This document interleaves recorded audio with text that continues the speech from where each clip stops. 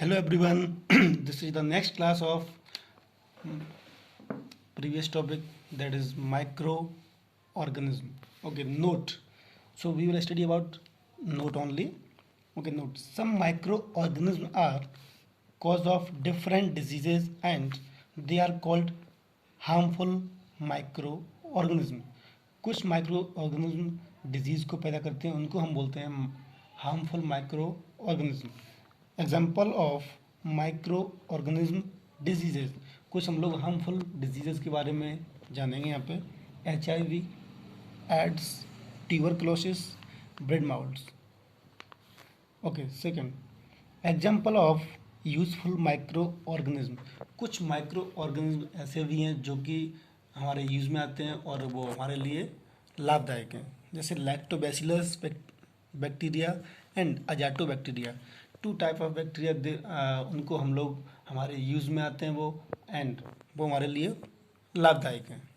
Okay, now micro organism and us. यहाँ पे हम लोग देख रहे हैं माइक्रो ऑर्गेनिज्म के बारे में, और माइक्रो ऑर्गेनिज्म हमारे लिए किस तरीके से लाभदायक हैं. Okay, micro organism play an important role in our life. Some of them are beneficial in many ways, whereas some other are harmful and cause diseases. Let us study about them. कुछ micro organism ऐसे भी हैं जो हमारे लिए बहुत beneficial हैं, बहुत बेनिफिट देते हैं हमको, एंड कुछ हार्मफुल होते हैं, जैसे कि फ्रेंडली माइक्रो ऑर्गेनिज्म. कुछ फ्रेंडली भी हैं यहाँ पे देखिए. Micro organism are used for various purpose.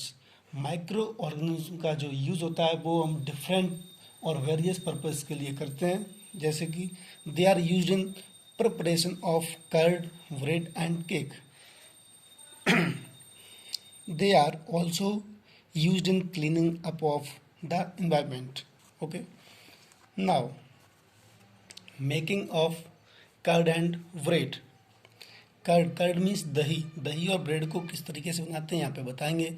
And curd और ब्रेड बनाने में बैक्टीरिया एंड माइक्रो ऑर्गेनिज्म से इसका यूज होता है. Curd is contain several micro organism of these the bacterium lactobacillus promotes the formation of curd.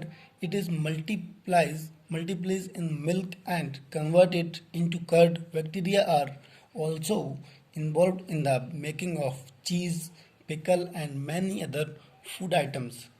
Okay, तो यहाँ पे हमने देखा कुछ फूड आइटम्स हैं एंड कर्ड, चीज़, इसके बनाने के लिए हमें बैक्टीरिया की आवश्यकता होती है, और इस तरीके से बैक्टीरिया हमारे लिए बहुत ही लाभदायक हैं. ओके, नेक्स्ट यहाँ पे हम लोग देखेंगे commercial use of micro organism. कुछ व्यावसायिक रूप से माइक्रो ऑर्गेनिज्म किस तरीके से हमारे लिए लाभदायक हैं.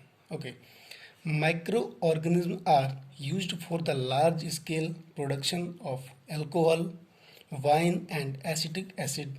Yeast is used for commercial production of alcohol and wine. For this purpose, yeast is grown on natural sugars present in grain like barley, wheat, rice, crushed fruit juice, etc. Okay, यहाँ पे हम लोग देख रहे हैं micro organism का use व्यावसायिक रूप से भी किया जाता है, जो कि एल्कोहल, वाइन बनाने के काम आता है हमारे लिए. And next, medicinal use of microorganism. Okay, whenever you fall ill, the doctor may give you some antibiotic tablets, capsule or injection such as of penicillin. The source of these medicine is microorganism. जब हम लोग बीमार हो जाते हैं तो doctor के पास जाते हैं, तो डॉक्टर हमें कुछ टैबलेट्स, इंजेक्शन, कुछ एंटीबायोटिक, कुछ टैबलेट देते हैं, and they all are source from organism only. Okay, these medicines kill or stop the growth of diseases causing microorganisms. Such medicine are called antibiotics. Okay, next. There are some harmful microorganisms also.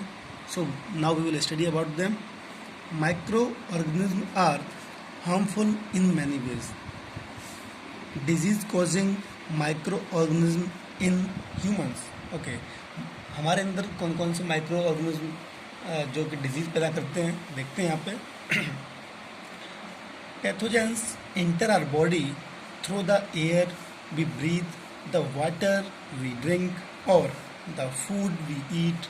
They can also get transmitted by direct contact with an infected person or carried by an animal. Microbial diseases that can spread from infected person to a healthy person through air, water, food or physical contact are called communicable diseases. तो यहाँ पे हमने देखा कुछ diseases हैं जो कि infected person से एक पर्सन से दूसरे पर्सन में जाते हैं, एंड कुछ डिसीज ऐसे हैं जो कि air, water and food items के थ्रू फैलते हैं. Okay, example of such diseases: cholera, common cold, chicken pox and tuberculosis. These are the diseases cause of harmful microorganisms.